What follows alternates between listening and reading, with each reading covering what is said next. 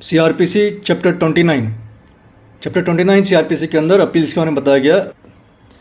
तो सेक्शन 372 से लेकर 394 में अपील्स के बारे में बताया गया। सेक्शन 372 373 हमने लास्ट वीडियो में कवर किया था। आज हम बात करेंगे सेक्शन 374 की। 374 में अपील्स फ्रॉम कन्विक्शन, दोष सिद्धि से अपील। अगर किसी मुकदमे में किसी अक्यूज्ड को कन्विक्ट कर दिया जाता है कोर्ट द्वारा, उसकी फर्दर अपील वो कौन सी कोर्ट में करेगा, ये 374 के अंदर बताया गया। इसका फर्स्ट सबसेक्शन है person convicted on trial held by high court में appeal to the supreme court.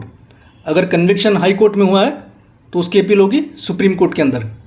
तो यहाँ पे कन्विक्शन है, हाई कोर्ट में कन्विक्शन है, तो इसकी अपील सुप्रीम कोर्ट में होगी।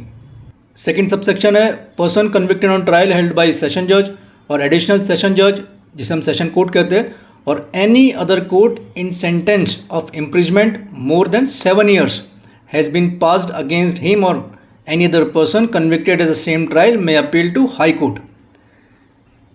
ये कहता है अगर कन्विक्शन सेशन कोर्ट में या एडिशनल सेशन कोर्ट में या फिर एनी अदर कोर्ट, यहाँ पे जो एनी अदर कोर्ट की बात की गई है वो इक्विवेलेंट टू सेशन कोर्ट की बात की गई है। जैसे एनटीपीएस कोर्ट होती है या आपकी पॉक्सो कोर्ट होती है, तो इनकी पावर्स सेशन कोर्ट के बराबर होती है, जहाँ पे ये सज़ा 7 साल से ज़्यादा दे सकते हैं। लोअर कोर्ट्स के पास इतनी पावर नहीं होती है।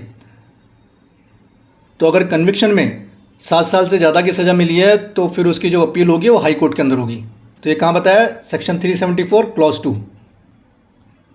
तो यहाँ पे कन्विक्टेड कहाँ हुआ, सेशन कोर्ट और एनी अदर कोर्ट। अगर हम एनी अदर कोर्ट की बात करें तो any other court means equivalent to session court, like NTPS होती है, पॉक्सो कोर्ट होती है, जिनकी power equivalent to session court होती है, तो दे में अपील टू हाई कोर्ट। अगर किसी अक्यूज्ड को सेशन कोर्ट द्वारा या इक्वलेंट कोर्ट द्वारा सज़ा सुनाई जाती है जिसमें सज़ा 7 साल से ज़्यादा की हो, तो फिर वो हाई कोर्ट में अपील करेगा। इसका क्लॉज 3 कह रहा है save as otherwise provided in subsection 2 any person, sub clause है convicted held by metropolitan magistrate, assistant session जज, मजिस्ट्रेट ऑफ फर्स्ट क्लास और सेकेंड क्लास, और sentence under section 325। Section 325 CrPC कहता है procedure when magistrate can not pass sentence sufficiently severe.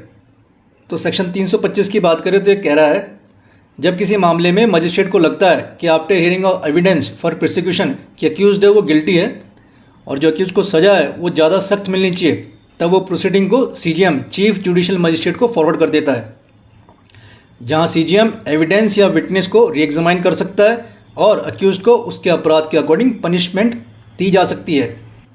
अब सवाल ये आता है कि यहाँ सीजीएम को फॉरवर्ड क्यों किया। तो देखिए जो मजिस्ट्रेट कोर्ट के पास पावर होती है वो कम होती है, वो ऐसे सेंटेंस ही दे सकता है जहाँ पे मैक्सिमम 3 years का इम्प्रिजमेंट हो सकता है। मैं बात कर रहा हूँ magistrate of first class. Magistrate of second class के पास पावर होती है सिर्फ 1 साल तक की सज़ा देने की, और फर्स्ट क्लास पर होती है 3 साल तक की। अब मान लीजिए ऐसा कोई मुकदमा है जहाँ पे मजिस्ट्रेट कोर्ट को लगता है कि इस व्यक्ति को या अक्यूज को सज़ा ज़्यादा मिलनी चाहिए ट्रायल के दौरान, प्रोसीडिंग के दौरान। यहाँ मुकदमे की शुरुआत की बात नहीं कर रहे, यहाँ बात करें प्रोसीडिंग के दौरान, मतलब जब एविडेंस कोर्ट में पेश हो चुके हैं तब कोर्ट को लगता है कि अक्यूज द्वारा जो अपराध किया गया है वो सीवियर है, एक तरह का उसके द्वारा संगीन जुर्म किया गया है और उसका सज़ा ज़्यादा मिलनी चाहिए। तो अब पावर उसकी 3 साल की है मजिस्ट्रेट कोर्ट की, तो वो क्या करेगा, उस प्रोसीडिंग को सीजीएम कोर्ट पे फॉरवर्ड कर देगा। अब सीजीएम कोर्ट के पास पावर ज़्यादा होती है, वो ऐसा इम्प्रिजमेंट दे सकती है जहाँ पे सज़ा का प्रावधान 7 साल तक का है। तो यहाँ पे यही बताया गया है, ऐसा इसलिए क्योंकि मजिस्ट्रेट कोर्ट को जो सज़ा देने की पावर है वो मैक्सिमम 3 साल तक की है, इससे ज़्यादा नहीं, जबकि सीजीएम को 7 साल तक की सज़ा देने की पावर है। इसमें याद रखने की बात यह है कि मजिस्ट्रेट को ड्यूरिंग प्रोसीडिंग ऐसा लगता है तभी वह 325 के तहत सीजीएम कोर्ट में केस को भेज सकता है। इसका थर्ड सब क्लॉज है ऑर्डर हैज़ बीन मेड और sentence has been passed under section 360 by magistrate में अपील टू सेशन कोर्ट। अब यहाँ पे सीआरपीसी 360 की बात की गई है, तो सीआरपीसी 360 में क्या दिया गया है, order to release on probation of good conduct after admonition.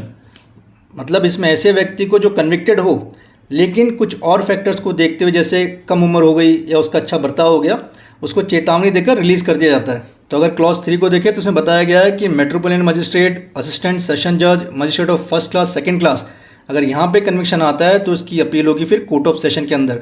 यहाँ पे 2 सेक्शंस का और जिक्र किया गया, वो सेक्शन 325 और दूसरा 360। तो सेक्शन 374 को अगर प्रिसाइजली देखें